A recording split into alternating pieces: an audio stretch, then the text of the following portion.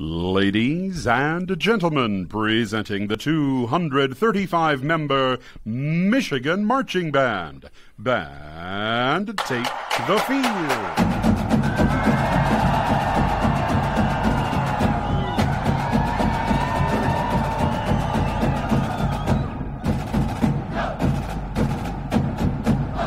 Under the direction of Professor Jamie L. Nix, the M Fanfare.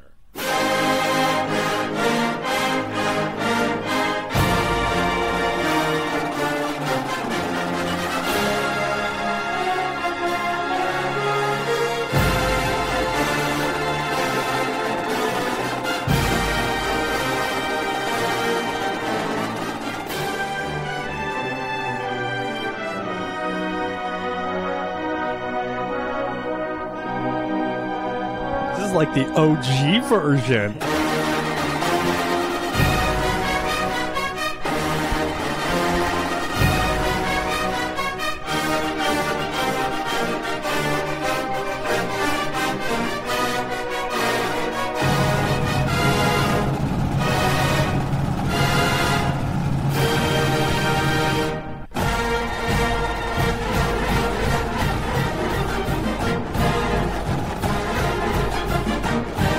Whoa.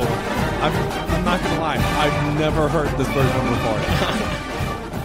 before. Welcome to the 4th and 1 podcast. Ladies and gentlemen, they did it. They snapped an 8-game losing streak to the Buckeyes. They snapped a 15 out of the 16 past years.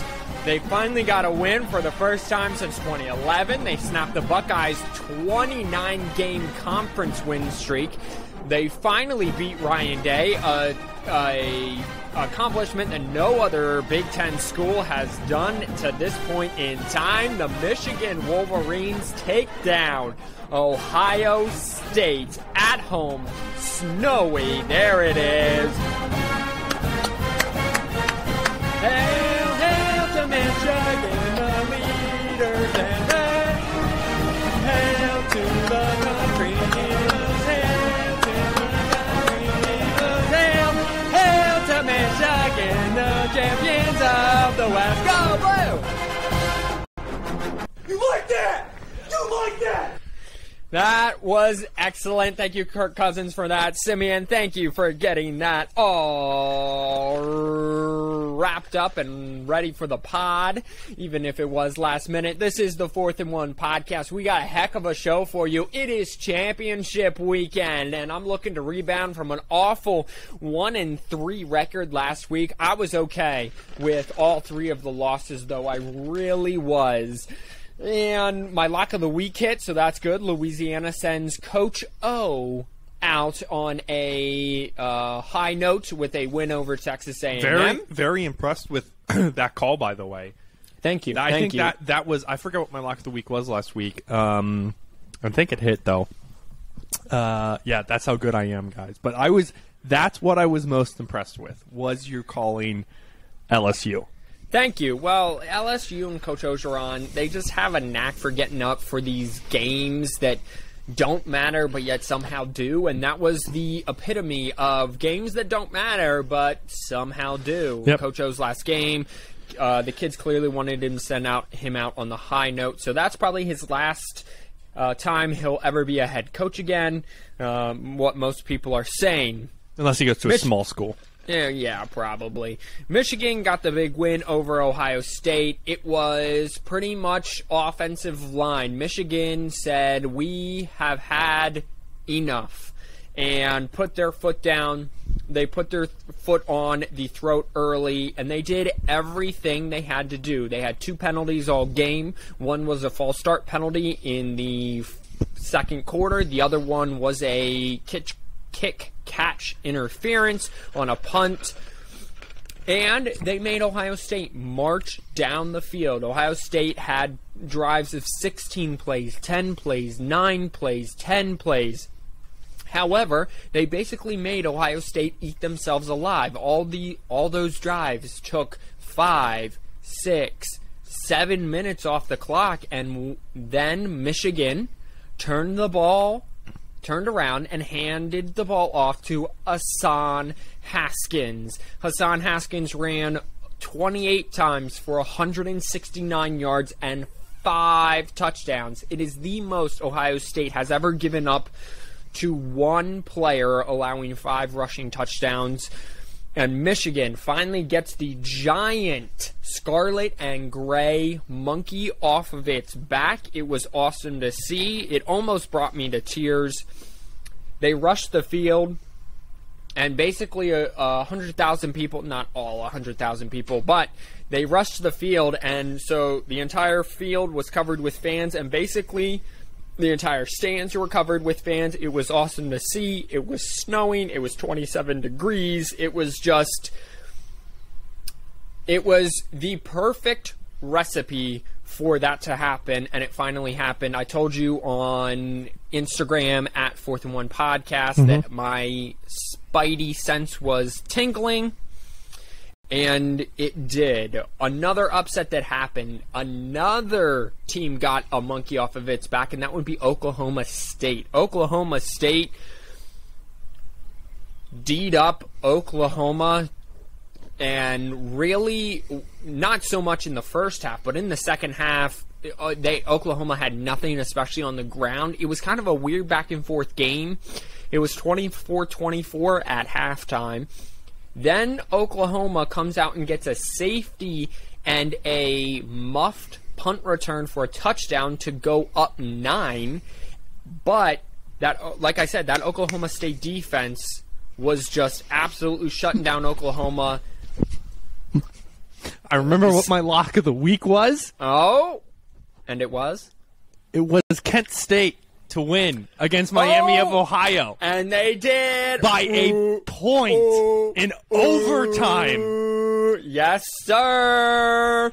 Yes, sir. And guess what? Kent State, they on the list. They made the MAC championship game, so we'll get to them in just a minute. Oklahoma, like I said, Oklahoma State D'd up Oklahoma. They had nothing in the second half because, as I have said plenty of times, if Oklahoma cannot run the football, they got nothing.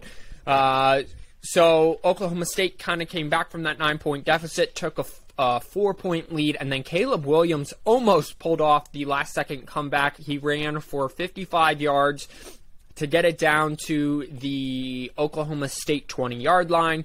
They had a drop catch in the end zone on the next play, and then he was sacked on 4th and goal. So Oklahoma State will take on Baylor in the Big 12 championship game, and we'll get that covered for you. Rivalry weekend was just a fantastic weekend. Texas down in the second half instead of having a lead in the second half. I guess that's what was needed because they finally won one. They were down in the third quarter, I believe, by 4 points, and they came back to win that game. Nebraska invents just another way to lose. They had a 15-point lead in the third quarter, halfway through the third quarter, and they go on to lose to Iowa. That was big for Iowa, that win, because Minnesota on Saturday beat Wisconsin. Wisconsin still could not throw the football. And if they can't, much like Iowa, if you can't run the football and you're not very good at throwing the football, you're not going to have a lot of success. So Minnesota beat Wisconsin. The Wisconsin loss allows Iowa to take on the University of Michigan in the Big Ten championship game. And again, we are covering every single one of the championship games. There's no such thing as a small championship game. There's no such thing as a too big of championship game. We're covering them all from Conference USA all the way to the SEC. Alabama nearly lost to Auburn. It was very embarrassing. Auburn had them shut out for 55 minutes of that game. If you don't know how many minutes are in a football game, go look it up. Spoiler alert, it's 60. Shut out for 55 minutes of that football game. Alabama rallies to tie the game in the waning seconds after they were dead to rights and go on to beat Auburn in fourth overtime. Give me just 1 second. Duke! Stop. Oh, hey. he's the man, the Stop. myth, the legend, the Dookie. Relax. Lay down. He's been chasing his tail ever since I got excited and we're singing the fight song, so his tail is soaking wet right now. Poor dude. Where was I? Oh, Alabama. Mm-hmm. Alabama still can't run the football. They ran the football for 30 total yards. And that does not bode well for them going up against a Georgia team that is one of the best in the country, period, on defense, but then especially against stopping the run. Georgia rolled on against Georgia Tech. There's not really much to say there. Penn State, Michigan State was a entertaining game to watch because there was about 4 inches of snow on the ground in East Lansing, but Penn State found a way to lose. They lost back-to-back fumbles on kick returns that basically let Michigan State win the game. It was called the game of extensions because both James Franklin and Mel Tucker got extensions earlier. One was in the well week. deserved, the other not really. Well, we'll talk about that later. And that pretty much does it for the weekend review. There are some other things that we'll kind of get to. UTSA finally lost To not a pretty game either. Also, I guess rivalry. We were discussing this kind of rivalry game for them. University of North Texas, which is, I believe, in the middle of nowhere in Texas. Small town school. Not a too bad program. It wasn't like a really bad upset. It was just a surprising loss. And there was one other loss that I saw that kind of blew me away that I just wanted to touch on before we move on. Why you find that, just real quick to touch on that UTSA North Texas game. UTSA had one of the best rushing defenses in the entire country. In back-to-back weeks, last week against North Texas, they gave up 330 yards rushing, and the week before that, they gave up over 200. And they're going up against... who is it here? They're going up against, Western Kentucky. Western Kentucky, who only rushes for 100 yards per game, but throws the ball for 422. And so the 11-1 Roadrunners are underdogs by 1.5 to Western Kentucky. Yeah, I'm not sure. I'm not sure if I like that. Where was this? I'm not sure I like that either, but it is kind of concerning. One of the best defenses, albeit Conference USA defenses, started kind of crumbling down the stretch. They're late. I mean, it doesn't, these are kids who, I'm going to say it doesn't surprise me. You're 100% correct.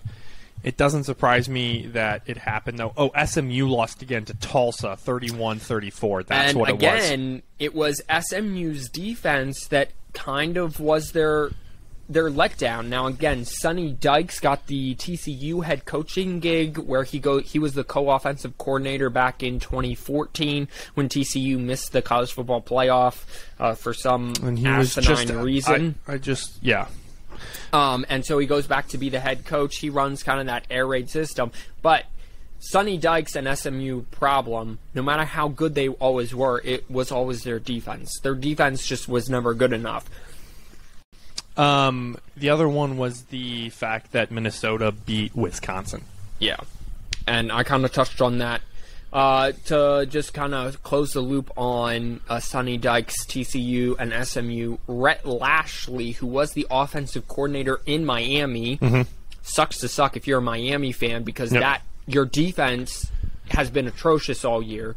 Your offense has been the only thing keeping you up, but Rhett Lashley now takes over. He runs this high-tempo, kind of high-octane offense, but I don't imagine SMU playing defense anytime soon, so their defensive struggles kind of are looking to continue, and that's kind of how it's always been with that program. Yeah, and we'll touch on the kind of where we're at with the coaching carousel, maybe some names that we think is going to switch, and what we've been talking back and forth on this, and I've been chomping at the bit to talk about it. I don't know why. Absolutely. I'm very excited. So I'm going to take my time, but I'm not going to be Captain Boring. I am your host, Captain Boring. I'm trying not to be too much Captain Boring. I can't take too much time because I got a lot of conference games to get into, and I do want to talk. Killing me, Smalls. I do want to talk coaching carousel. So let's just jump right into it then, shall we? Western Kentucky, UTSA. This is Conference USA in the Alamo Dome. Renovated but I didn't know they played there. 7 p.m. on my bachelor party night. We'll definitely be keeping up if I'm not too trashed. It's at 7 p.m. and it'll probably be over by the time we get home. I mean, I'm saying we'll be paying attention to it on our phones. Yeah, sure. We're talking a guy who's been very consistent throwing the ball with 23 touchdowns for 2,500 yards and 5 INTs. Like you said, they've been very consistent on the ground. UTSA favored by 3 over under. This is the surprising thing here. 72.5. So I'm just looking this up. So Western Kentucky is a lot like SMU to kind of try to be more all gas, no brake. Yeah, it's all gas, no brake, and the gas is offense and the brakes are defense. So Western Kentucky, their quarterback threw for 4,968 yards, 5,000 yards, and 52 5,000 yards, 52 touchdowns, and 9 picks. Now they only run for 102 yards, but when you're throwing for 423 yards a game and you're averaging 43 points a game, there's not much to do. These teams are very close to each other. Now, UTSA has the better defense. They are allowing 346 yards a game, but they give up 225 through the air. That's not going to bode well for a Western Kentucky team that likes to throw ball round. But one way to stop that, as Michigan did on Saturday, is to run the football. And Western Kentucky allows 150 rush yards a game. UTSA runs the ball for 180 yards a game. So I expect that to be up in the 200s. And this is the way to kind of keep that high-octane passing offense on the bench for Western Kentucky, is to kind of run the football ball possession. So the over-under is 72. That's a huge number. No, I'm taking the under with that one. I don't care how much. I mean, now, let me read you this. Forget 53 against Marshall, 52 against Florida Atlantic, 42 against Rice, 48 versus Middle Tennessee, and 45 against Charlotte. That's their last 5 games for Western Kentucky. I'm still taking the under. I'm just saying, if they hit the over, I'm not going to be surprised. UTSA has given up 45, 31, 17, 23, and 16 in the last 5 games. Yeah. I think this is going to be a game that defense. It's going to be a spectacular game to watch for a Friday night. Yep. But I think it's going to be defined by the defense. I think you're right. I understand why people are so hesitant, because UTSA has kind of given up yardage in back-to-back weeks. But again, so against But they've also given up yardage. They kind of, not to be weird, their coach got extended. He's staying there. Jeff Taylor. Yeah, they know who they are. I think they're kind of going to refocus. I think the loss last week kind of is going to make them say, hey, we worked hard for this. We want the conference championship. We want a good bowl game. Let's go and win against the Hilltoppers. So UTSA also turned the ball over 3 times. They allowed 60 rushes to North Texas for 340 yards. The game before that was UAB, and they UAB shot themselves in the foot with 13 penalties for 124. But again, they allowed 220 yards. But they only passed for 254, and North Texas passed for 116. So as long as UTSA can defend the pass and make Western Kentucky kind of march down the field, right now the spread is 3. And when I did my research yesterday, it was 1.5. So people are really hammering Western Kentucky here. I like UTSA. I really do. UTSA plus the points all the way. I also like them to win the game. So I'm taking UTSA plus the 3 and UTSA to win the game. UTSA's problem has been their run defense recently, not their pass defense. And Western Kentucky really doesn't play defense, allowing 411 yards per game, and UTSA averages 433. So I absolutely like UTSA here. What do you want next, bud? 8 o'clock game, rematch. Utah coming for the conference championship, number 17, ABC. We're at Allegiant Stadium, which I think is in Denver, if I'm not correct. It's in Vegas. Oh. Las Vegas. Yeah, that's right. So, Simeon, what does this game come down to? What are both these teams about? Well, they're very even, but they're about balanced ball, is what it looks like. They're mirror images of each other. Okay, their offense total yards, Oregon is 434.4, Utah is 434.3. Oregon defense giving up 371.5, Utah giving up 325.9. No, Simeon. This game's about the line of scrimmage. Who wins the line of scrimmage? It was 2 weeks ago in Utah when Oregon got manhandled, and it will be on Friday night in Vegas. Utah ran for 208. They have slightly a better defense, better than Oregon, as I previously mentioned, and Oregon got dominated. They only ran for 63 yards in the first matchup. They're going to come out with their heads on fire. They're going to want another piece of Oregon. It's hard to beat a team twice, especially in a span of 2 weeks.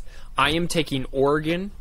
It's now 2.5, so I'm going to grab Oregon while I can. I'm taking Oregon plus the 3 and Oregon to win, obviously. Oh, interesting. I think Utah really wants this more than Oregon does. I think understand. Oregon's a lame duck right now. I agree with you. It's hard to beat a team twice, but I'm not going to lie, I saw the quarterback's posts on Instagram. The dude wants a duck's head for dinner.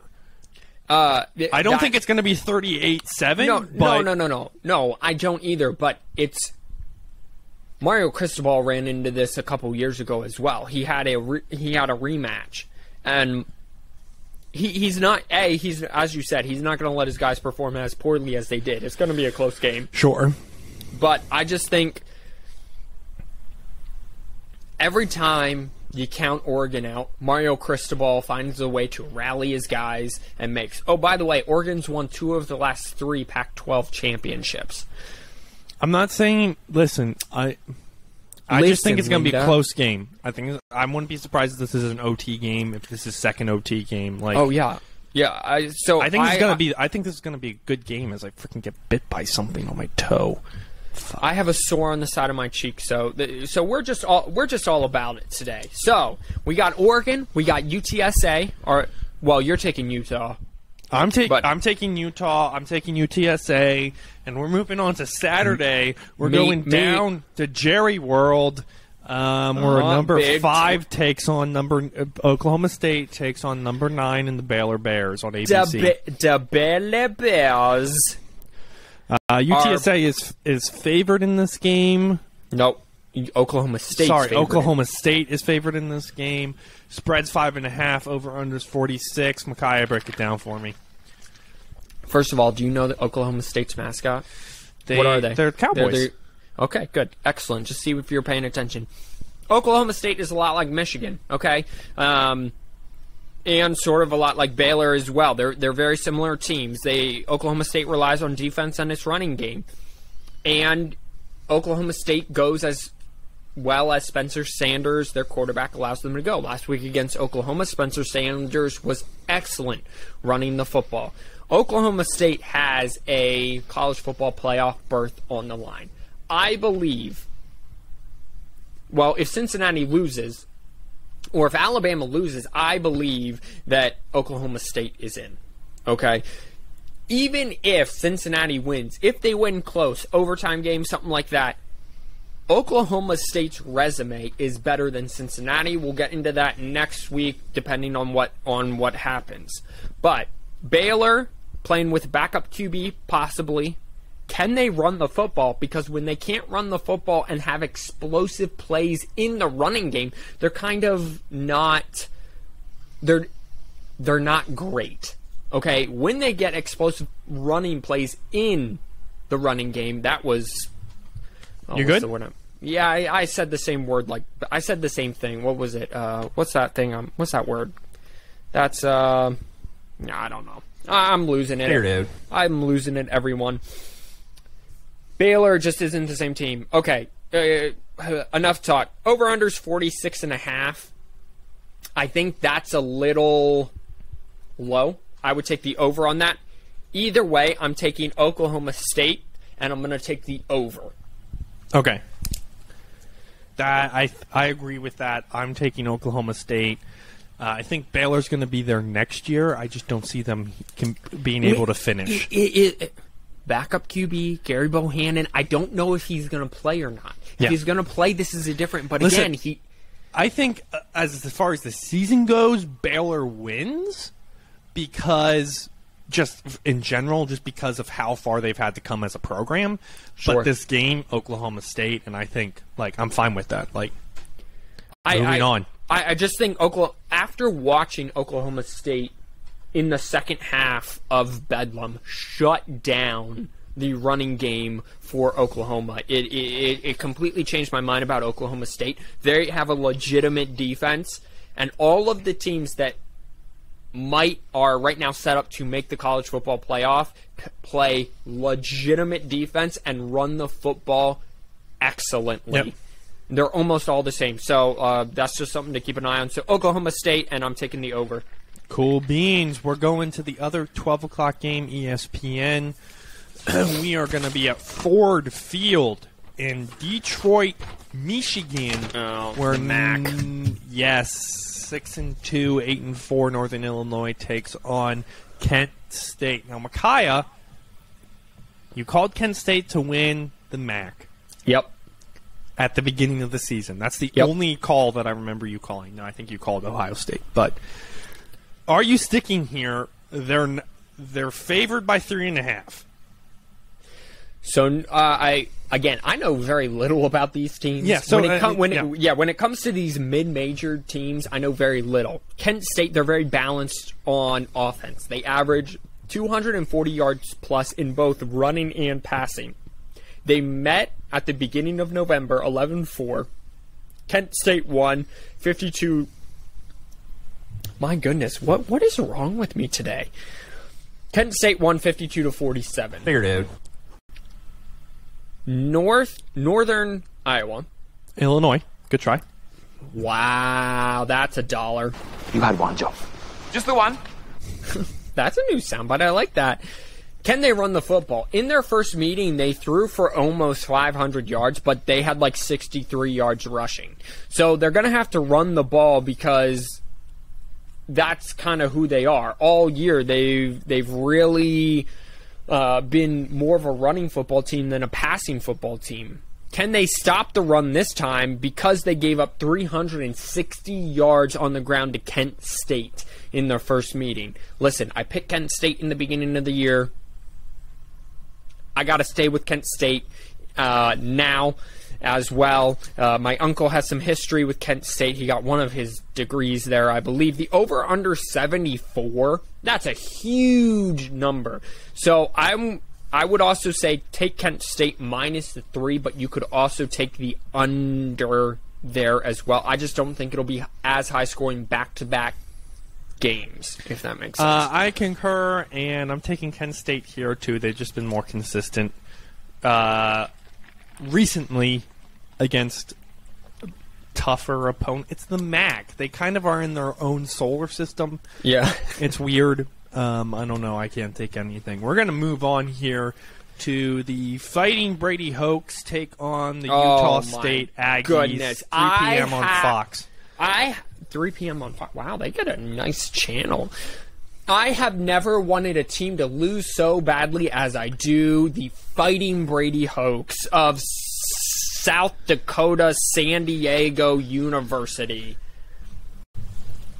It's San Diego State, first I of all. am well aware, and it's nothing against the university. It's everything against the man in charge.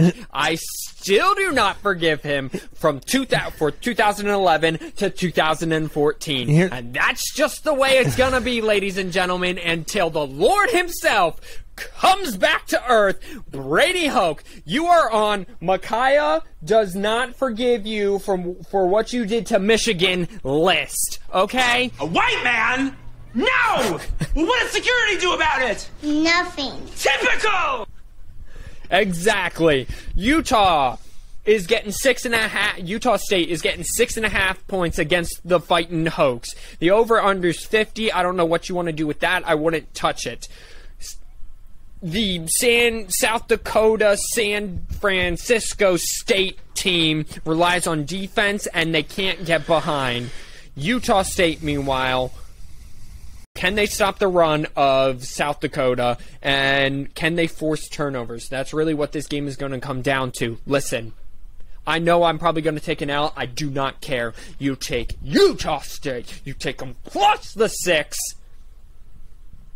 And I think if you're taking Utah State, you have to take the over here. 50, I get why it's such a low number, but it's a pretty low number. I think it's a safe bet to make. I'm not making it my lock of the week because Brady Hoke is known for his defense, and he is and he's in a bad conference where defense actually matters. So I'm just saying, no one's cared about the Mountain West since they beat Oklahoma in 2012. It's the facts of life.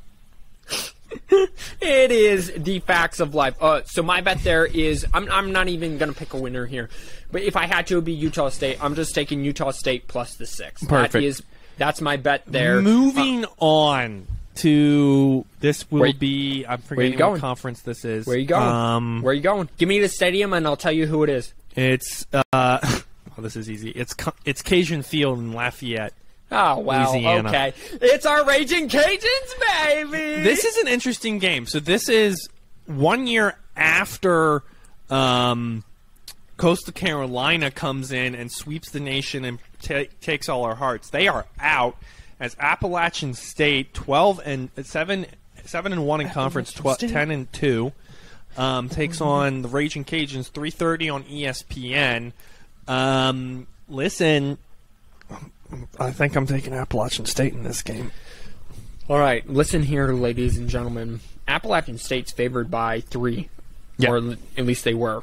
Yep. Over/under's 53. Yep. Whatever. I'm just letting people know what that is. Appalachian State allows 319 on defense. They average 439 on offense, and Louisiana 349 on defense, 406 on offense, and Louisiana likes to be bounced. Louisiana just got ranked last night, first time. Not first time ever, but first time this year. At least in the college football playoff. Correct. Sorry, my fiance is getting a shower. What a hoe. Home field advantage matters. Sunbelt Conference Championship. Oh! I remembered it. Dude, I could have told you that, but this is what that is. Thank you, because I don't think I said that. Home field advantage matters. Yeah. Yes, Louisiana's defense is a little bit worse, but again, it's home field advantage. It's going to be packed out. It's going to be loud, whatever. I'm taking the upset in this situation. I'm taking Louisiana, Monroe to beat App State. Okay, that's fair. We're moving on to California Memorial Stadium late on the West Coast at 11 p.m. Eastern on FS1. We have a losing record 4-7 USC Trojans taking on a losing record 4-7 California Golden Bears. Okay, so this, I didn't even have this on my thing. Wait a minute. This isn't. Okay, we're never mind. I just realized this isn't. No, it's not. This is a rivalry game. Let me just explain why that game's going on. This game is going on. This is the reschedule. The reschedule from when Cal had a COVID outbreak. Way downtown. Bang! That's just for me. Oh, what a shot from Curry! Lincoln Riley. Yeah. We'll get into this in just a little bit, but Lincoln Riley left Oklahoma to take the USC job. Yeah. That matters. I think that rejuvenizes this program. USC gets the win. Okay, so sorry everybody, that's my bad. We're going to go to the next game of less now we're going in consequence order. Number 15 takes on number 16 on ESPN on ABC. Yes. The Pittsburgh Panthers take on the Wake Forest Demon Deacons. What's the over-under on this game? It is 71.5. Okay, we're take taking that over. that. Yeah, you take that over. I wonder what the odds are on that one. So, Last time I looked, it was Wake +3. Wake Still Forest. Wake Forest +3. We all know the story with Wake Forest, but if you don't, great offense, terrible defense. I'm talking like terrible, terrible defense. Pittsburgh. If they avoid turnovers, they win. They have to stop Wake's explosive passing game. And Pittsburgh has just a slightly better defense than Wake Forest. Well, it's like 100 yards better, but still. Because they play better defense, I'm taking Pittsburgh. And Pittsburgh gets the automatic bid to the Orange Bowl then. But I like Pittsburgh. I like the over, as Simeon said, and Pittsburgh to win. You know what? I think I agree with that just because Pittsburgh plays more defense. That's the only reason. That's exactly, that's why I'm taking it. My note for this game, I only made one note. It says, who plays defense? Wake gives up 427. Pittsburgh gives up 353. Those are very high numbers on both ends. Pittsburgh's given up more than that in a majority of its games, but I'm taking Pittsburgh in this case. All right, Makai, this is going to be... These are the last 3 games of consequence. Okay? Yes, I would agree. You have to guess the team by the stadium because I know you won't know the stadium. Okay. Napier Stadium. That's Cincinnati. Oh, you That's got Cincinnati it. Ladies Stadium. and gentlemen, Cincinnati. Yeah. This is the American Athletic Conference where number 4, Cincinnati, properly ranked for the first time. Well, they were 4 last week, too. Properly ranked for the first time, takes on number 21 Houston. Cincinnati's favored. The FPI has them 82%. Pick Center and Caesar Sportsbook has them by 10.5. Over-unders 53. Micaiah, they didn't meet yet this year. No, they did not. So this is their first meeting. What do you think? Correct. Houston's won 10 straight games. They lost their first game to Texas Tech. Then they went on a nice little 10-game run here. Okay? It's going to be nice, 50 degrees. It's going to be nice. Ooh. Cincinnati, it comes down, can you finish? And you have to run the football. You average 176 yards a game. Here's the problem that people are not looking at. Houston is the first team on Cincinnati's schedule outside of Notre Dame, so second, that can go toe-to-toe with them on defense. They give up, Houston that is, 289 yards a game. They give up 97 rushing yards a game, which is why I said, can Cincinnati run the football? And if you're Houston, can you throw the football? Nick Toon, he likes to throw this ball around in the Dana Holgerson kind of up-tempo, semi-air raid offense. They average 272 through the air. Since he allows 161 typically through the air. First team to match Cincinnati toe-to-toe on defense. Houston's getting 10.5. You take Houston 10.5.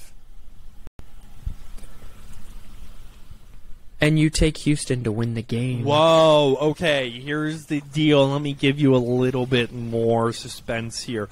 Here's what the College Football Committee did with their most recent rankings. Hit me with it, bro. Okay, at 5 is Oklahoma State and 6 is Notre Dame. So what they did is they gave themselves a backup and then a backup to the backup. So let's say Cincinnati loses, Oklahoma State is in. Let's say Cincinnati and Oklahoma State loses, Notre Dame is in. That's what they did. Well, we'd have to discuss that a little bit more. Yeah. Because who's sitting at 7 right now? Ohio State. Ohio State. They're not putting Ohio State in. No. I think Baylor would get in before Notre Dame because Notre Dame, A, is idle, and B, spoiler alert for coming up here in like 5 minutes, Brian Kelly left Notre Dame, and the committee is allowed to take that into consideration. Okay. Well, then they give themselves a backup to the backup to the backup. They have 3 options. Absolutely. Okay. Absolutely. So for Cincinnati, it's win or it's in. Micaiah has a very valid point. This is Cincinnati's, no offense to Notre Dame, Baylor would be a better team to put in the college football playoff this year. Listen, they're my favorite one-loss team besides Oklahoma State now. They're my favorite one-loss team. Notre Dame, but I'm still going to take a 2-loss Baylor team over a 1-loss Notre Dame team. And so, with that, I'm still taking Cincinnati, but I'm not going to be surprised if I'm wrong. So, listen, my brain is telling me Cincinnati's probably going to win this game because Luke Fickell's going to have his guys up. They have home field advantage because they're playing in Cincinnati. Here's the thing. Houston has not been talked about all year. Yep. Dana Holgorsen has these guys. You are being disrespected. They have you at 10 and at 11 points. You are 11-point underdogs. They don't believe that you guys can win this game. Oh, and guess what? Your defense is just as good as theirs. Your rushing defense is actually better than theirs. Your passing defense is pretty good. Cincinnati, what happens? They played close games all year, but what happens when Houston can throw ball round? Notre Dame could not throw ball round.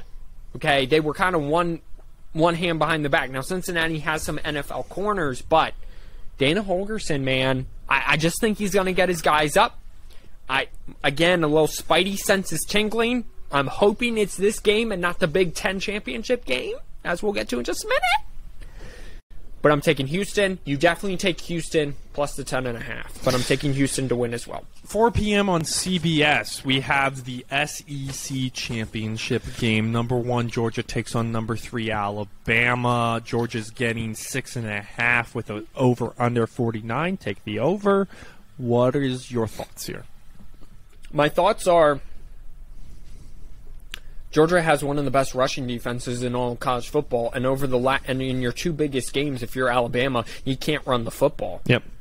You have to stop Georgia consistently, both because Georgia's very balanced, and you have to stop them, and you're going to have to create turnovers. You're going to have to see if Stetson Bennett can beat you. Yeah. Georgia, bring the defense. And what happens, because Alabama's rushing defense is pretty good. It's allowing under 100. It's 2 more yards a game. Right. Worse than Georgia's. Yeah. So they're not that far off. So no. Georgia can you, if you can't run the ball, this goes back to my Stetson Bennett question. Can Stetson Bennett win you a big game? We're about to find out. And this is the best passing offense Georgia has faced all year. Bryce Young, I still think it's C.J. Stroud's to win the Heisman. He threw for almost 400 yards against Michigan, threw for a couple touchdowns, and just didn't win the game. Bryce Young had a terrible 55 minutes. He had a great last 5 minutes and 4 overtimes against Auburn, but he was playing absolute trash on Saturday. You take Georgia to win. You take Alabama plus the points.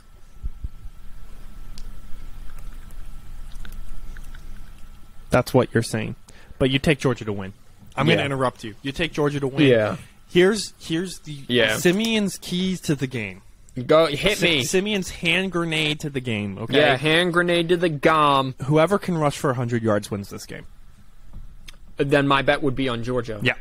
To be able to do that. That's the answer to the question. By the way, Georgia allowing 6.9. They're allowing less than a touchdown in points a game. And they're playing in the SEC, mind you. So you said take the over 50 points, really? Yeah, I'm kind of regretting my decision in saying that. I'm gonna stick by it because I'm not a hoe. But okay. All right. So I'm gonna do exactly what you. Nah, I ain't doing it. I'm taking Georgia, and I'm taking Georgia minus the 6.5.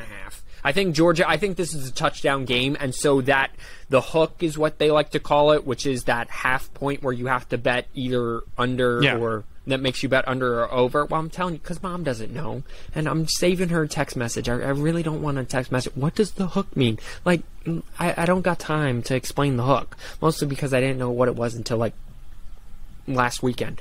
You like that?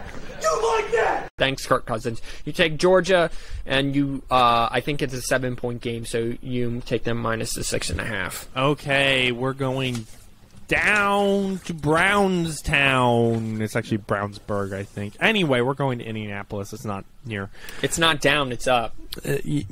From here, it's kind of horizontal. I thought you were talking about from Atlanta. Well, I mean, yeah, from there. We're going from Atlanta, we're going up to the cornfields and the lovely home of the NCAA. It's Indianapolis. Home of Pat McAfee, bro. Home of Pat McAfee. It's Indianapolis, Indiana for the Big Ten championship game, where number 2 Michigan, ranked number 2 for the first time in what seems like a decade, probably is. 2016. Oh, really? Yes, they were numbered. It was 2 and 3 when they played Ohio State, and they were 2. Oh, okay.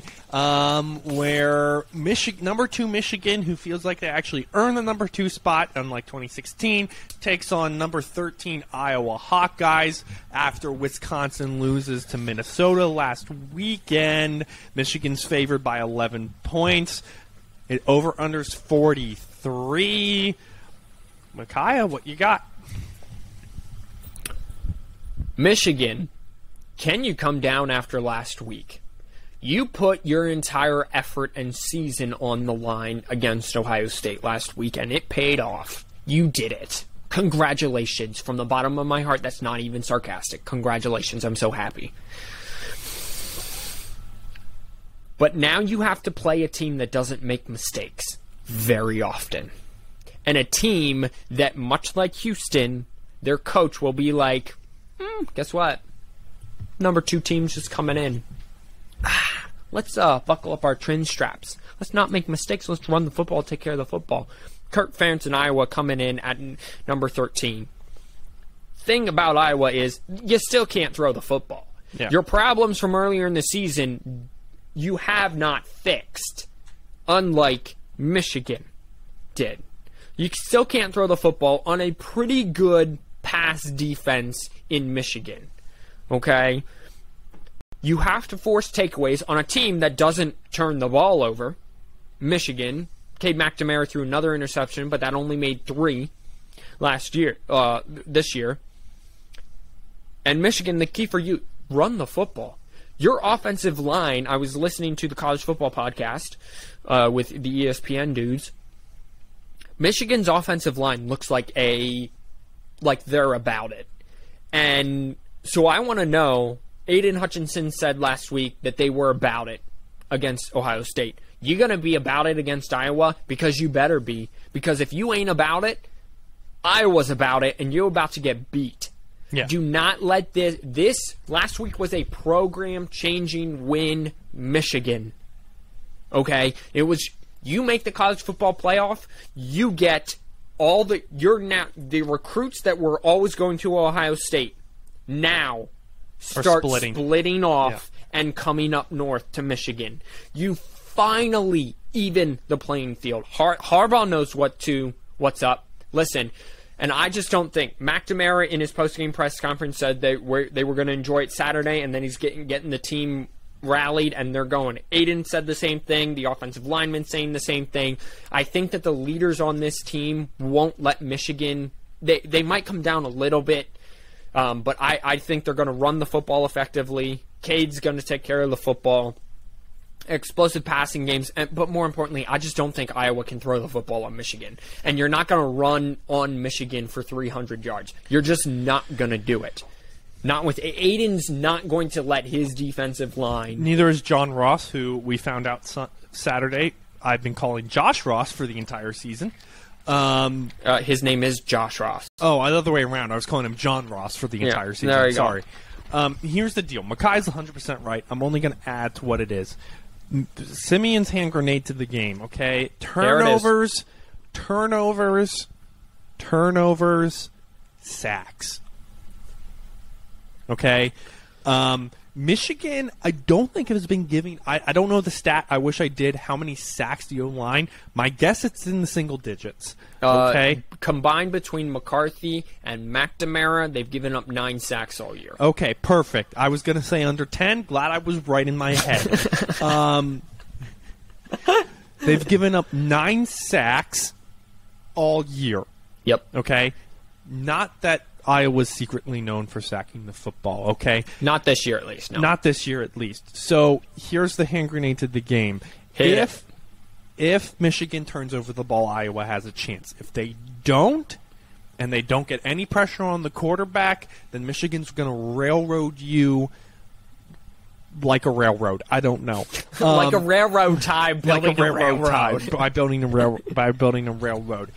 If you can play offensive line football, if you can run the football on Michigan, then you also have a chance. That's why. But I'm with you. Those are the two things. You really have turnovers. If you can get turnovers, if you can get sacks, those are maybe your two options. It's a great hand grenade to the game. I want to mention one thing because you brought up sack. First of all, Aiden Hutchinson set the school single season record with 13 sacks on the year. He had 3 against Ohio State. Also with that performance, he had 19 quarterback pressures in that game. Also with that performance, he is now the 3rd betting favorite behind Young and Stroud to win the Heisman. Aiden Hutchinson knows that. If Aiden Hutchinson has another 3 sacks, a forced fumble, another 10, 12 quarterback pressures, and Michigan wins the Big Ten, and Bryce Young struggles against Georgia, which I expect him to do, Aiden Hutchinson might be the 2nd ever defensive player to win the Heisman, behind only the first, who was a former Michigan man in Charles Woodson. I'm telling you, listen, the 11 that it is right now, that's a little high for me. I think it'll be a pretty close game. I agree. I think it's going to be a low-scoring game. So the over-under 43, what do you think? It's going to be around 21, like that 21-25, I think. I think the teams are going to do, it might be like 17-21. I honestly don't think Iowa can score that much. I don't. Like Michigan, I think they're topping out at 17. I think they're topping out at 17. Like Michigan's probably only topping out like at 28. Yeah. And so if you're at like 17, that's... Well, you're over 40. You're 45, right? Yeah, that's 45. So you take the over... But, like, that's a... But you don't feel good about it. But you don't feel good about it. I don't think you take the over here. I think you take the under. I think you're going to have at least a sack from Aiden, if not a strip sack, which there's 7 points from Iowa. So, point proven. Michigan's also got a lot of speed that they showed both on the skill in Sandra still. The problem Penning is, and Cornelius. I'm gonna beat your dead horse here, but the problem is all Michigan has to do is play man and hold them long enough for the 2 guys on the edge to sack the quarterback. Yeah. And credit where's credit's due, where their defensive tackles are just holding the middle and letting the defensive ends do whatever the flip they want. So their quarterback can't scramble. So you can't throw the football if you're Iowa, which means you have to run it, and you're not going to run it at this front 8. Front 7. I'm going to leave it at this. So I'm taking Michigan. I'm taking Iowa plus the points, though. So plus the 11. My final thought on Michigan. Don't be someone you're not. Yeah. Be who you have been all year. Go out, pound the rock. Your offensive line was screaming Get at Hassan you Haskins another 5 yards. early touchdowns in that game. Hassan Haskins has been amazing. Blake Corum's been amazing all year. Just be who you are, and you will be fine. You are not only more talented than Iowa, but if you be who you are all year, that means you're executing well, you're running the football, and you're not turning the football over. That equivalates, unless if Iowa has an amazing game, which, again, is very possible. Michigan wins the game, Iowa plus the 11. That wraps up everything. You like that? I do like that, Kirk Cousins. Let's get started. Simeon, boom, boom, hit me with the coaching carousel news, baby. Okay, so since me and Makai talked last, 2 big news. Brian Kelly leaves Notre Dame after saying he had no intention to in 2021, but the LSU job was too good, quote, too good to pass up. I'm going to come back to that here in a second. Also, Brent Pry, Penn State's defensive coordinator. Pry, sorry. Yep. I missed. There's no other letter vowel in there. Yep, you're fine. Is in for Virginia Tech. I don't like that, but continue. I don't either. It sucks more for Penn State. This leaves Notre Dame a hot spot for coaches, and I'm going to tell you why you don't want to coach there in a second. Now, open, also coaching vacancies we see open is now the Raging Cajuns down at Louisiana, and Lincoln Riley's opening spot up for Oklahoma, as well as the few other. Troy we don't care about, the Akron Zips, good luck, and Florida International also open.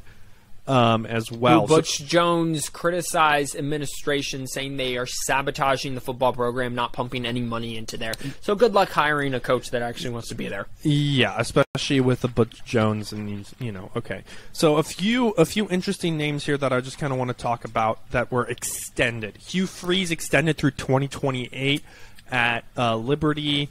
Very interesting. Mark Stoops, also extended at Kansas. Took Kansas from a nobody to a somebody this year. You mean Kentucky? Kentucky. Sorry, I said Kansas. Watch out for Kansas. No, Kentucky. Kentucky. Well, both. Leipold over at Kansas is doing some good stuff too. Listen, if you're Stoops, I don't know why don't you look at that Oklahoma job? Your brother's going to coach Oklahoma in the bowl game. That would be Bob Stoops. Why don't you keep it in the family? But continue. My guess is that extension happened before Riley left. Kentucky was not relevant before Mark Stoops got there. And 100%. It's taken a while, but now he's at least competitive. They're winning 8 to 9 games a year. They were the game of the week when they played Georgia, and they're the only team to that point in the season that actually gave Georgia a little oof factor that, made them think it was on the road too. So, I'm glad he's staying there. Consistency seems to be winning out here. Yeah. Jeff Hafley extended up a BC. That won't last more than a year. You really think he did lead the Eagles 12-11. Basically, since he's gonna leave, he deserves a big time coach. I'm not saying he's gonna be fired. I'm saying he's going to leave for another big time program. I think two big shocks for me and you: PJ Fleck and Scott Frost both extended. Scott Frost technically was what CBS is calling retained, took a pay cut. Mm-hmm. We think that's a smart move. PJ Fleck extended. New deal is worth $5 million annually. It doesn't say how long it is. James Franklin also extended.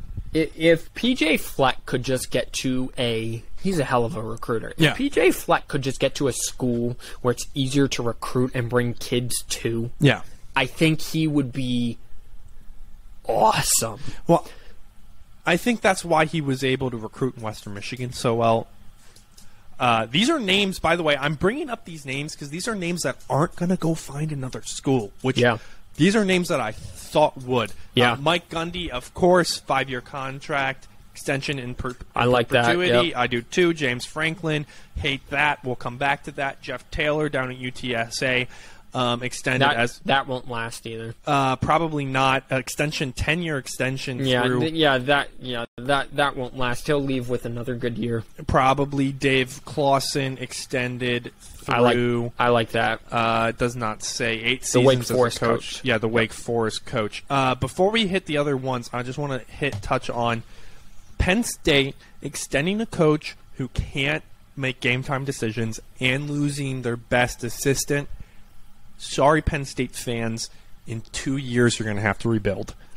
That's really all I want to touch on. James Franklin problem. He can recruit quarterbacks pretty well. He can recruit wide receivers. He can recruit running backs. He can pretty much recruit everywhere on the field, except one position, and it is the position that matters in football, as all of the 4 pending playoff teams have gone to show you, and that's offensive line. Penn State has not had a competent offensive line in James Franklin's tenure. And that is the biggest downfall. They couldn't run the football this year, but when they can run the football, they can't protect the quarterback. When they can't protect the quarterback, they can't run the football. So it goes you gotta find an offensive line that can do both. Get you a girl who can do it both. You heard it both ways. And he's just not been able to recruit that position. And it's not Mike Yurch's fault that they can't run the football when your offensive line is just absolute garbage. Did you know, real quick, that Ed Ogeron was the head coach at Ole Miss? Mm-hmm. I did not know that. He was by there the when way, Michael James Orr Franklin, go get him if you want to stay at Penn State, which I know you don't. But there's your good next defensive coordinator who will gladly take a Penn State job. You want to have a good defense? Ed Ogeron is not a game plan calling plays type guy. He is a defensive line, offensive line. I agree, coach. But it's going to give you the 3 years that you want to stay at Penn State before you leave. So you want to talk about the two openings that are? These are the big ones. This is now Notre Dame and Oklahoma, with Brian Kelly going to LSU, which was a good pickup by LSU in my opinion. Yep. I think that was probably one of the best big-time schools. Let me rephrase that. That is the best big-time school pickup. I mentioned this I made a post about it on Instagram, so I'm just reiterating that. Yeah. Brian Kelly, wherever he's been, his teams are about the line of scrimmage. They run the football well, and they defend the run well. He builds them from the offensive and defensive line out. And with LSU's fertile recruiting grounds in the state of Louisiana, he's going to have no problem doing that. Now you don't have to compete with Billy Napier, by the way. And now you don't have to compete with Notre Dame's high academic standards and their tradition. That's what killed Brian Kelly. Yeah. The fact that they said, no, F it, we're staying independent, is the reason that Brian Kelly left. If Notre Dame was in the ACC like they should have been 2 years ago, he's not taking that job. Well, because he would have won the ACC. He would be ranked number 4 or number 5 right now with the winning you're in situation. Sorry, dude. If you want to be relevant, go get in the ACC. If Notre Dame was in the ACC at 11-1, they'd probably be the 3 seed. Yeah, and Alabama would be 4, and Cincinnati would be on the outside looking in. 5. Listen, and they would be 5. Listen, Notre Dame has this whole Catholic independent. Want to just make their own. BYU tried that, doesn't work for them. BYU's joining the Big 12. Brian Kelly hit a ceiling at Notre Dame, and that ceiling is you can make the college football playoff, and then you can get railroaded by, take your pick, Clemson, Alabama, or Ohio State. Okay? That's just the way it's going to be. So he's going to go to a place that can win a natty. In modern college football, that can win a natty. You're getting the tail end of Saban's career. And you know he can recruit. And you can recruit. And you're going to do the one thing that you have to. And you're going to build the team the one way you have to build the team to compete in the SEC, which is offensive and defensive line. Oh, and any of the recruits that you wanted to recruit to Notre Dame will come with you to LSU. Yeah, absolutely. Unless if they're going to Notre Dame for the academics. Academics or religious reasons. That's the only reason. Everybody else, whichever athlete you're like, yes, I got him, he's coming with you to LSU. So, speaking of whatever athlete you're like, yes, I got him, and he's going with you. This is great. Lincoln Riley left Oklahoma, took the USC job, and I'll get into funny stuff here in a minute. I just want to kind of clean up to catch everyone up. So a whole bunch of his recruits, the number 1 quarterback in the 2023 class has now decommitted from Oklahoma, committing to USC. A whole bunch of other recruits are going with him as well. A whole bunch of players, including Spencer Rattler, are leaving Oklahoma.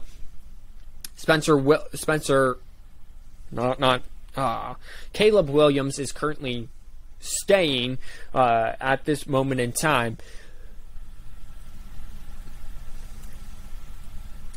Hang on, I'm gathering my thoughts. Lincoln Riley was given the keys to a very nice car / house / whatever you want to call it, and maintained it. But towards the end of his tenure, both last year and this year, he has not been able to build that and recruit offensive and defensive line. And now he's got to basically build the entire team, but he's going to start with quarterback and wide receiver.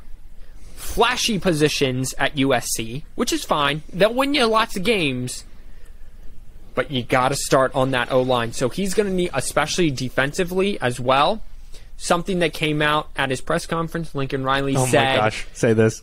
USC's going to be the mecca of college football." Oh my gosh. And one of his former players at Oklahoma commented down below that and said he literally told us that last week. I was trying to play the wait for it soundtrack, but it won't play for some reason. Oh my gosh. So again, all the coaches use the same jargon over and over again. This is just another example of that. But listen, this just goes to show, I think Lincoln Riley is scratching the itch of, I was handed something nice and I maintained it at a very high level. I want to go try to build my own program. Bob Stoops built Oklahoma. Lincoln Riley just maintained it. No one has built USC since Pete Carroll left, and so I think Lincoln wants to do that. Yeah, here's the deal, okay? Two things. First of all, who's Clay Helton, who was the coach at USC. He was 46-24, by the way, at USC. Went to Georgia Southern. He's now the head coach at Georgia Southern. Great for Georgia Southern. South Carolina, meet your new head coach in 3 years when you decide you want to hire him, because that's why he went to Georgia, because now he's in the South. And he wants to be in the SEC, and he'll be a fine SEC coach. As far as Lincoln Riley, Oklahoma to USC, this is the most copy and paste move that I have ever seen. So now you're going from an irrelevant school who is going to become relevant in 4 years, where you can coach it and you can make them a national contender every single year because you're the best quarterback coach in the NCAA. Yep. And you're going to USC, who LA is failing. You have a stadium that you can never fill up anyway because you don't have a fan base. You're going to have a hard time recruiting because you have Oregon up the state. You have USC across the city. You have UCLA across the city. You have Arizona State and Herm Edwards, who was looking a lot better this year. You have a Utah team that comes out of nowhere each year. And so you're deciding to go from an irrelevant conference to another. Duke is trying to eat the same sticker over and over, and he eats it, realizes he doesn't like it, spits it out, sniffs it, eats it again, realizes he doesn't like it, spits it out, and repeats the process.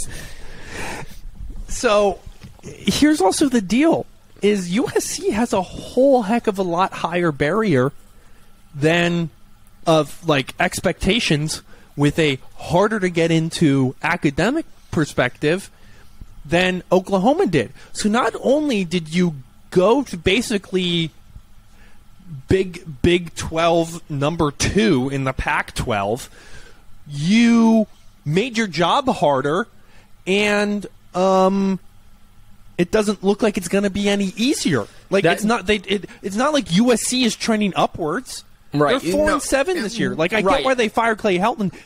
What I'm saying, this is the most copy and paste sort of move.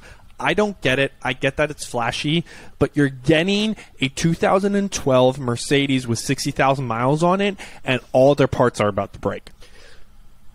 I agree. But here, again, I think it goes back to he wants to build his own program. Which Congrats. I get that. But you go to Florida. No. You don't understand USC's tradition. USC has a rich tradition of being excellent. Now, they ran the early 2000s. Yep. Right? And then lost to Vince Young.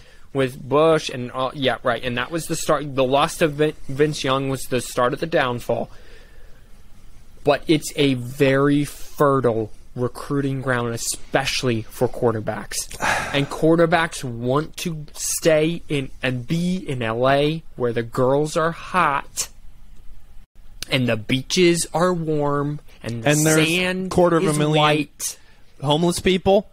And violent crime is through the roof. Stop. Stop making sense. Yeah, Stop making sense. No, but I'm serious. We're both making good arguments here, and I get where you're coming from. But I'm saying is, yes, it's going. I was shocked that he did it as well because he left a great job for a potentially great job, but right now it's a job. And to me, the USC doesn't have the upside that Oklahoma will. Like, the thing with Oklahoma moving to the SEC in 2026 or 2024? 2025. 2025. I split the difference. Yep. In 2025, okay? You had the chance with where Steve Sarkisian is with Texas right now. You had the chance to be top and then move to the top again. You're not going to have the same level of competition that you do on the West Coast as you did at Oklahoma and will continue to have. The ceiling, he just lowered his ceiling. That's what I'm saying. Granted, he gets to build something. Okay, cool. Does he want Nick Saban's job? Is that what he's going for? So he'll be in the same exact position in 8 years if he succeeds? You are right. This is, if he does build USC back to what it was, it will be like Clemson in the ACC, which it's USC and everybody else. And the level of competition, it just is not that great. You are right, because when Pete Carroll was there, that's exactly what it was. No one else in that conference was good. Right. It was just that, and that's why USC, when they would make these natties and get in these big games, they would just get absolutely railroaded by teams. Because it's like, or they would send these kids to the draft, and then scouts would be like, they're not that great. It's because they look great against lesser competition, but then when they get on the same level as competition, it's like, oh, they're kind of not great. Yeah. If you don't want to play football professionally, go to a Pac-12 school. Here's my last thought. He didn't want to go to the NFL either because he could have had any of the opening NFL jobs that are going to come open this year. There's going to be at least 3 of them. I don't know which ones, but there's always 3 open NFL jobs. So it's not like he's going over there and going to become Pete Carroll. Do you believe? Which, by the way, he might have been able to have Pete Carroll's job. He might be leaving. Yeah. Do you believe Urban Meyer when he says he has no interest in the Florida job? Well, Billy Napier has it, so yeah.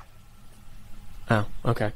No, they asked him about another job that I think has since been taken. He could also go to Oklahoma if he wanted to. Oklahoma would have him like that. Are you kidding me? He would fit it perfectly at Oklahoma. Oklahoma is going to. The AD already came out and said that we're going to find someone. We're going to find a big name, and it's going to be all about up-tempo offense. Again, they're basically trying to find a Lincoln Riley replacement. Mike Leach was a former assistant there. He's at Mississippi State. I don't think if you're a Mississippi State with Mike Leach, you leave that job. So who do you think takes that Oklahoma job? This is a hard one because the question is who's leaving, who's open, and who's an offensive guru that can run an up-tempo, high-octane offense. So you have whoever's the offensive coordinator at Alabama. That's obviously option. Bill O'Brien? I ain't giving the keys to Oklahoma to Bill O'Brien. I don't want to either. He's had a bad... So here are your couple options, okay? Jeff Taylor's not going anywhere, most likely. I'm not giving the keys to him, too. Jeff Cladwell over at Coastal Carolina, up or down, possible. You can't, unfortunately, Billy Napier's already gone. He would have been a perfect option for you. Sorry, I'm standing up to move my pants. You have, so that's Jeff Cladwell. You have whoever's coaching Appalachian State right now, clearly doing an okay job. But again, I doubt it. I prefer Jeff over. So now I'm stuck at being like maybe Pete Carroll if he gets fired by the Seahawks. So again, you normally look at the playoff team's assistants. But the problem is Oklahoma wants a high-octane offense. So let's look at the playoff team's assistants. You have Josh Gaddis. That's not a high-octane offense. That's a good offensive coordinator. Josh Gaddis is a finalist for assistant coach of the year. Yep. And he should be. He calls heck of a game, okay? And just don't mess that up on Saturday, Frick. Josh. I just remembered who it would be. It's Luke Fickell. Well, I think Luke Fickell has a better shot at getting the Notre Dame job. I also agree with that, but if I'm a head coach, higher ups, like right now, Oklahoma is in the last, name a better upside in the last 5 years, in the last 10 years, since Nick Saban got hired at Alabama, with a program that has a higher upside than Oklahoma does. The one name that came out was Cliff Kingsbury. You try to go get him from the Cardinals. But again, if I'm Kingsbury, why do you go from Kingsbury would do good, but again, 100%. He was fired from Texas Tech. Yep. It was to then take the Arizona Cardinals job, drafted Kyler Murray, is doing very well, the number 1 seed in the NFL right now. Why would you go to Oklahoma? Yes, I think that you'd have a pick of quarterbacks. Again, it'd be a pick of quarterbacks. Yep, 100%. Do you look can at stick maybe with Caleb Williams? You have one of the best prospects, college quarterback prospects in the nation, besides the guy at Alabama and J.J. McCaffrey at Michigan. Do you maybe look at a guy like Graham Harrell, the offensive coordinator, air raid guy for USC? I mean, if I'm trying to keep him. I just forgot his name. Their new coach, Lincoln Riley. If you're Lincoln Riley, not like Lincoln Riley's OC is going to be able to step up and take it. Ryan Day's not going to move. I'm trying to. I think Ryan Day is PJ Fleck would be great. I think Ryan Day is closer to the NFL than he is. Agreed. Than a lateral college transfer job. It's a perfect position for a coach if you can get it and you can do well. It's a really bad scenario for Oklahoma. Do you try to maybe go after Lane Kiffin? I mean, Lane Kiffin would just tear up the Big 12. 100%, but he seems pretty happy at Ole Miss. He had a great season. He had a great... Ole Miss, by the way, found this out. They won the Egg Bowl on Thanksgiving against Mississippi State. The first 10-win season in the first time they had 10 wins in the regular season in program history. So good on Lane Kiffin there. Lane Kiffin's is the second most likely, besides who's ever at Texas A&M right now, to dethrone Nick Saban. I would agree. So I'm just sitting here scratching my head, saying, if you're Oklahoma State, you're basically you have the best possible job. You have the CEO of Google or Apple open as a job right now. Yeah.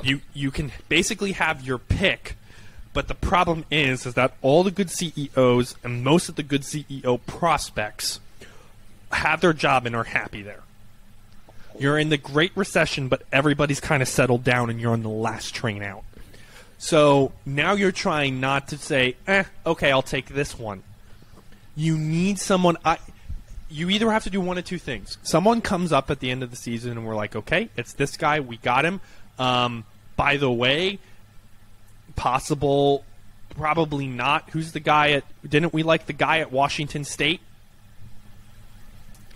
Who got fired because he didn't want the vaccine? Oh, Rolovich. Yeah.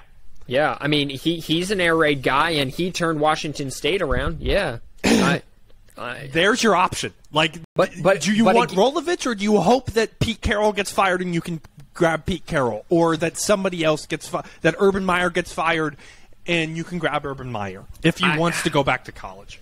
I mean. You're looking for someone to get fired that's either in the NFL and you can grab, or Jeff Gladwell from Coastal Carolina. If I can be completely honest with you, Bob Stoops is going to coach he's going to stop being an analyst for Fox, and I think Bob Stoops is actually going to be this bridge coach again until they can find another one, and Bob Stoops is going to come out of retirement and take back over Oklahoma. You know what? It would be as stupid if you're Oklahoma, but it's probably your best move. Probably at this point, unless if you can go out and get a Lane or someone like that, because you want someone who can coach high octane offense. Bob Stoops is gonna win you football games. Bob Stoops is gonna hire the right coordinators. You should have gotten Clay Helton. That would have been a better move. I don't know. I'm not a huge Clay Helton fan. I'm not either. He's gonna be the next head coach of what about Chip Kelly? Vanderbilt or something like that. What about Chip Kelly? He's the type of coach you want, but he has locker room issues. You're not going to get the same recruiting guy who got Marcus Mariota. I think you have a better chance of getting of having success with the ex-coach of the Raiders, Gruden. What John Gruden or getting John Madden to come back from the dead and coach him. I don't think John Madden's dead. He is. Is he? 97% sure. I guess I missed that. Let's look that up. I'm looking it up now. Oh, okay. John Madden is not dead. I apologize. John Madden, I apologize. He is 85. John Madden, R.I.P. Oh, wait, no. Just kidding. L.I.P. You had one, Joe. Just the one. All right, everyone. Well, we're going to keep a close eye on this Oklahoma thing. This has been another episode of the 4th and 1 podcast. Wash your hands, you filthy animals. Go watch Championship Weekend. It's going to be a great one. We're going to have a bachelor party. See you guys. We're going to have fun with it. We'll be back next week. Peace out, everyone. God bless.